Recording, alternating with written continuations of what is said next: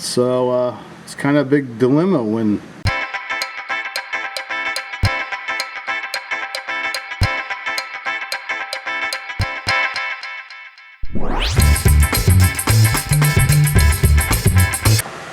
Hi there. Well, I was reading on the Corvette forum that there's these resistors you can get at RadioShack, which are these right here, and they come 2 in a package.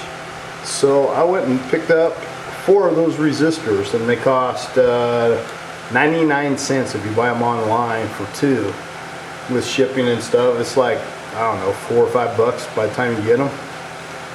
Or you can get these plugs you can plug into where the shocks used to be, and that's supposed to take care of the problem too. And they run like 200 bucks. I read this on the Corvette forum, so I thought I'll give this a try and see what happens. So I'm going to show you how I do it, and then we're going to put the key in afterwards, and we're going to see if it works. So right now my Corvette will only go 80 miles an hour, and I'm just going to follow the directions off of the Corvette forum that the guy had wrote in and said that you could do. Put these resistors on and see if it'll trick the car, thinking the shocks are still there, and take care of the problem. And if it does, hey, can't beat it for $4. Just a little soldering, a little black tape, boom, and you're done. Okay, I've already did 2 of them. I got 2 more to do.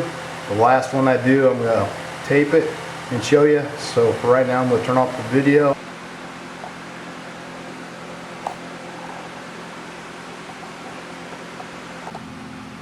Okay, here's the 2 wires that go to the other shocks, which were fastened on the back of the other shocks, which you can't unplug that plug, so you just cut it off as close as you can to the plug so you have the extra wire. And that's what we hooked the resistor up. And put the resistor in between these 2 right here.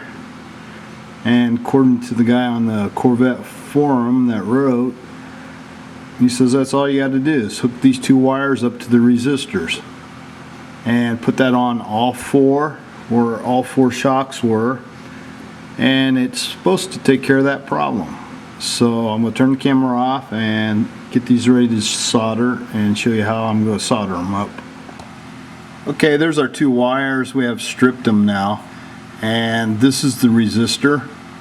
As you can see, it's got 2 little wires on each end. I'm going to cut those about in half, and then I'll just bend them back down.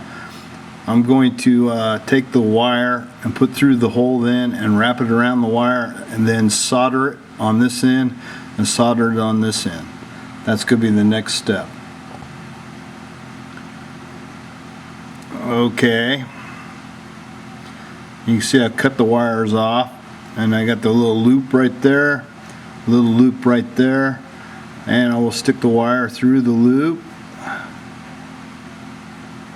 like so, bend it over, and as you can see I have the wires wrapped around both ends, and now I'm going to solder each ends, and that'll be the final step of hooking the wires on. And after that we will tape it, and then after I tape it I'm going to use liquid tape, and then after the liquid tape dries I will tape it one more time.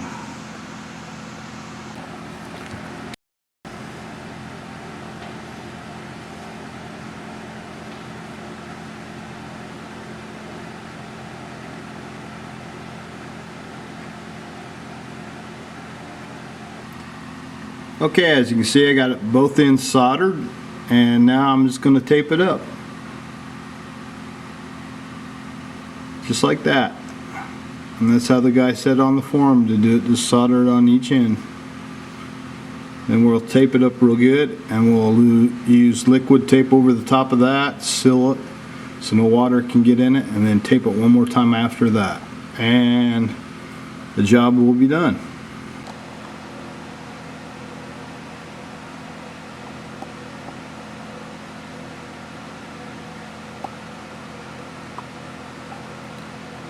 And after that dries, I'm going to put one more wrapping of regular tape on it and tape it back to the wire, and that'll be the completion and I will show you how I finish the job off, and this is how I'm doing it.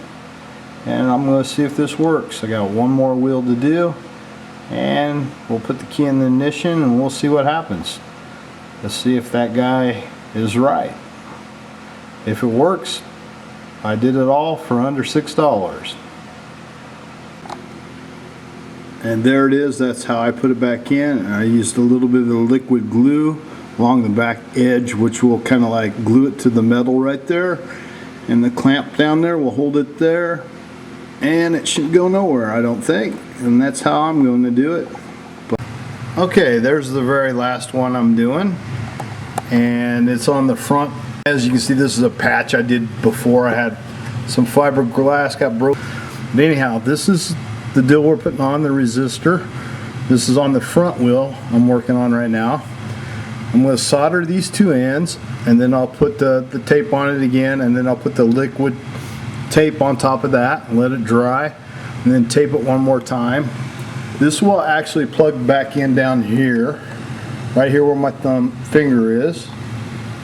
We'll be plugging it back down in here. There you go. Now you can see it better. And it plugs in down there.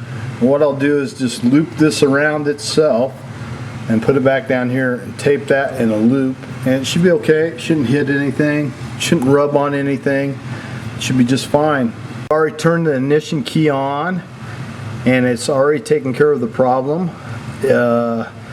It doesn't say it will not run any faster than 80 miles an hour with these shocks now. So it's definitely working right now. I will know more when I take it for a test ride, but it is working right now. Behind the brake cable, you can see it. I put it back in the bracket right there, and I put a little bit of liquid tape on it and touched it against the body of the car. That will dry solid right there, and it should stay setting right there. It's all protected. It won't get hit by nothing. It's out of the way of the brake lines, and it should be okay right there. And it's totally taking care of the problem. The car should run over 80 miles an hour again. Sure beats $200 to do it, and I did it myself.